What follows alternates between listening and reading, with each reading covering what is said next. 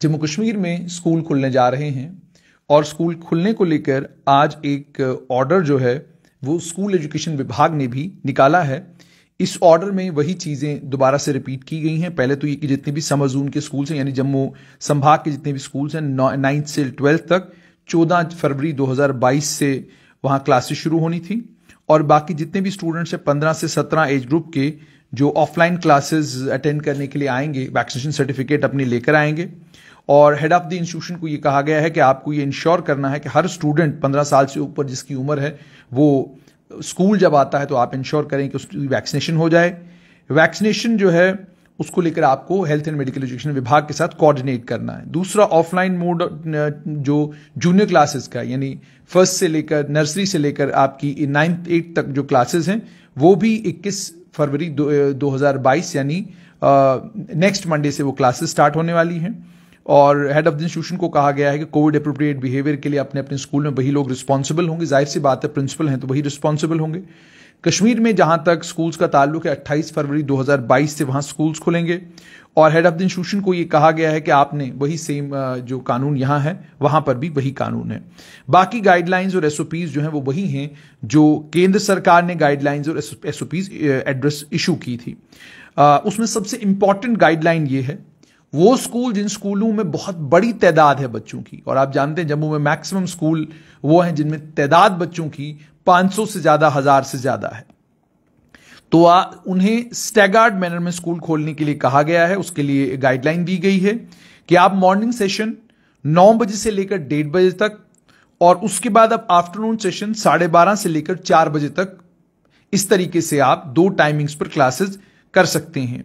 लेकिन यह भी कहा गया है कि head of the school staggering को अपने हिसाब से मैनेज कर सकते हैं। मतलब जैसे 9 से लेकर 2 बजे तक ही अगर आप सारी क्लासेस खत्म करना चाहते हैं तो आप सुबह 9 बजे बच्चों को बुलाते हैं, 11 बजे तक क्लासेस लगती हैं और फिर आप 11 बजे बच्चों को बुलाते हैं तो 2 बजे तक क्लासेस लगती हैं। तो इस तरीके से अगर गाइडलाइन की बात की जाए तो गाइडलाइन में साफ तौर पर दो शेड्यूल्स में आपको बच्चों को बुलाना है। एक तो 9 बजे से लेकर 1:30 बजे तक और उसके बाद फिर 12:30 से लेकर 4 बजे तक। तो जैसा स्कूल एजुकेशन विभाग के उच्च अधिकारियों से मेरी बात हुई थी तो उन्होंने ये कहा था कि जो मॉर्निंग के बिल्कुल मॉर्निंग आवर्स होंगे क्योंकि ठंड भी आजकल है तो उस मॉर्निंग आवर्स में ये होगा कि बड़े बच्चों को बुलाया जाएगा यानी 9th से 12th तक की क्लासेस लगेंगी और उसके बाद 10-11 बजे के करीब करीब जो हैं छोटे बच्चों को बुलाया जाएगा नर्सरी से लेकर 8th क्लास तक। लेकिन अब स्कूल विभाग को खुद ये देखना है कि वो ये डिफरेंशिएशन वो ये स्टैगरिंग कैसे करेंगे भी या नहीं करेंगे। और फिर ये कि इसमें ब्रैकेटिंग कोई नहीं की गई है स्कूल्स की, कि ब्रैकेटिंग का मतलब से ब्रैकेटिंग से मेरी मुराद ये है कि आप स्कूल्स को डिवाइड करें कि छोटे स्कूल कौन से हैं, बड़े स्कूल कौन से हैं। और आपका क्या मतलब है अगर आप ये कहते हैं कि जी बहुत बड़ी तादाद अगर बच्चों की आपके स्कूल में है तो 500 भी किसी स्कूल में बहुत ज्यादा तादाद होती है और कई स्कूलों में 1000 बच्चे भी आपको लगता है कि कम पढ़ रहे हैं क्योंकि स्कूल का इंफ्रास्ट्रक्चर बहुत ज्यादा है, बिल्डिंग बहुत बड़ी है, क्लासरूम्स बहुत ज्यादा हैं। जम्मू में ही अगर आप देखें GD गोयनका, हेरिटेज, जोधामल या उसके अलावा जम्मू संस्कृति और कई अन्य स्कूल हैं जिनको आप कहेंगे बड़े स्कूल, मॉडल एकेडमी बड़े स्कूलों में आते। लेकिन वहीं पर अब आप ओरिएंटल एकेडमी में जाएंगे, लाइट हाउस चौक चबूतरा या उसके अलावा और कई स्कूल हैं जो छोटी छोटी गलियों के अंदर स्कूल हैं लेकिन उनके पास बच्चे बहुत ज्यादा हैं। मान लीजिए उनके वहां बच्चों का नंबर 500 ही है या 1000 है तो वो नंबर भी बहुत ज्यादा नंबर है। तो फिर ये कैसे आप बाइफरकेट करेंगे स्कूल्स को, ज्यादा नंबर वाले स्कूल कौन से हैं, कम नंबर वाले स्कूल कौन से हैं। अब ज्यादा नंबर वाले स्कूल्स के पास इंफ्रास्ट्रक्चर जिनके पास बहुत ज्यादा है तो वो तो मैनेज कर सकते हैं क्लासेस को, लेकिन जिनके पास इंफ्रास्ट्रक्चर नहीं है तो उनके लिए वो क्लैरिटी जो है वो इसमें गाइडलाइंस में नहीं है। लेकिन बहरहाल गाइडलाइंस ये हैं कि आप स्टैगर्ड मैनर में 9 से लेकर 1:30 बजे तक और उसके बाद 12:30 से लेकर 4 बजे तक। लेकिन हेड ऑफ द स्कूल को ये ताकत दी गई है कि वो स्टैगरिंग अपने हिसाब से मैनेज कर सकते हैं। उसके अलावा हेल्थ हाइजीन और सेफ्टी के लिए भी एसओपीज जो हैं वो निकाले गए हैं। हेल्थ हाइजीन के लिए वही ऑलरेडी जो एसओपीज आप लोगों के साथ एक बार पहले भी शेयर किए गए थे। जैसे कहा गया है कि जो कर्मचारी मतलब बुजुर्ग मुलाजिम हैं, प्रेग्नेंट महिलाएं हैं या उसके अलावा वो कर्मचारी जिन्हें कोई मेडिकल कंडीशन है उन्हें एक्स्ट्रा प्रिकॉशंस लेनी चाहिए और उन्हें किसी भी फ्रंटलाइन वर्क पर जिसमें डायरेक्ट कांटेक्ट स्टूडेंट्स के साथ हो उस पर नहीं लगाना चाहिए और आप प्रिकॉशन पूरी लिया करें। School transportation interior exterior regular basis पर आप उसकी सैनिटाइजेशन करेंगे। स्कूल के ड्राइवर और कंडक्टर को कहा गया है कि ये कमरों में भी अगर होंगे तो फिजिकल डिस्टेंस जो है वो मेंटेन करेंगे, फिजिकल डिस्टेंसिंग मेंटेन करेंगे। उसके अलावा फिजिकल डिस्टेंसिंग का नॉर्म फॉलो किया जाना चाहिए। अराइवल और डिपार्चर पर स्कूल से 6 फीट का डिस्टेंस जो है वो क्यू में होना चाहिए। अब जिस वक्त स्कूल से छुट्टी होती है वो देखना होगा कि स्कूल से छुट्टी के वक्त में वो 6 फीट का डिस्टेंस कैसे रहेगा।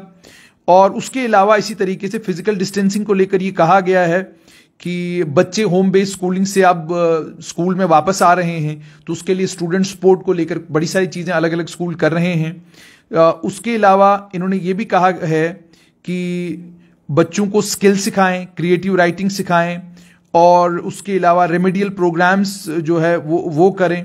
और ये भी कहा है कि ऑनरशिप इनिशिएटिव के लिए एक लोकल कमिटी स्कूल को बनाने के लिए कहा गया है जिसमें पेरेंट्स होंगे, वीईसी मेंबर्स होंगे, जो म्युनिसिपल कॉर्पोरेशन हैं उनके मेंबर्स होंगे और बाकी प्रोमिनेंट लोग होंगे ताकि वो स्कूल की मॉनिटरिंग और स्कूल की सपोर्ट कर सकें।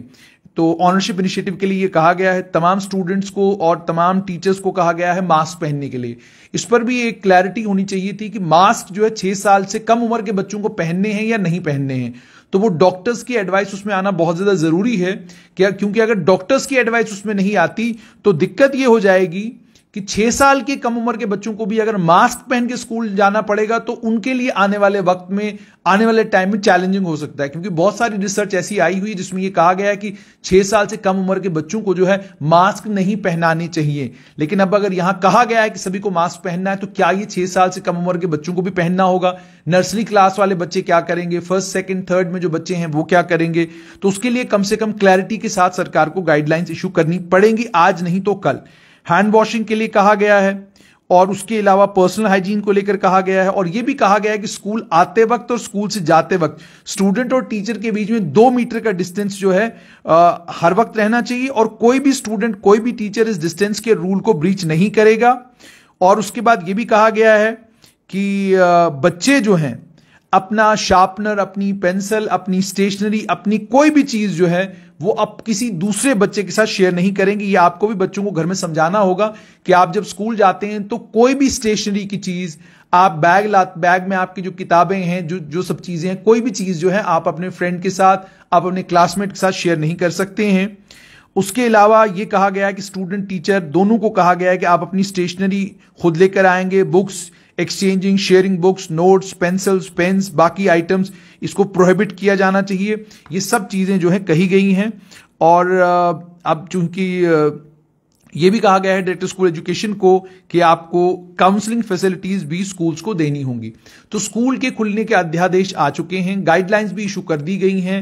2 टाइमिंग्स पर अब स्कूल को खोला जा सकता है, 9:30 से लेकर 1 बजे तक और उसके बाद 12:30 से लेकर शाम को 4 बजे तक ये कहा गया है। लेकिन हेड ऑफ द स्कूल जब को ये इजाजत दी गई है वो जैसे चाहे वैसे स्कूल खोल सकते हैं। स्कूल खुलने जा रहे हैं, बहुत सारी चीजें जो कोविड गाइडलाइंस में हैं वो जिस वक्त आप स्कूल में जाएंगे तो उन गाइडलाइंस को 110% इंप्लीमेंट करना लगभग नामुमकिन है। उसकी एक सबसे बड़ी वजह यह है कि हम एक ऐसे समाज में रहते हैं जिस समाज में आते जाते वक्त मिलना मिलाना, बातचीत करना और रुकना और रुककर एक दूसरे की खैर खैरियत पूछना एक आम सी बात है। तो कोविड गाइडलाइंस की कोविड एसओपीज का मुकम्मल तौर पर पालन करना तो स्कूलों के लिए जरा मुश्किल होगा, लेकिन जितनी भी गाइडलाइंस हैं उन गाइडलाइंस को ध्यान में रखते हुए अगर स्कूल मालिकान एक प्रॉपर एनवायरनमेंट तैयार करें वो बहुत बेहतर होगा। तो तमाम बच्चों को हमारी तरफ से बेस्ट ऑफ लक। आपके स्कूल खुलने जा रहे हैं, एंजॉय करिए स्कूल्स में।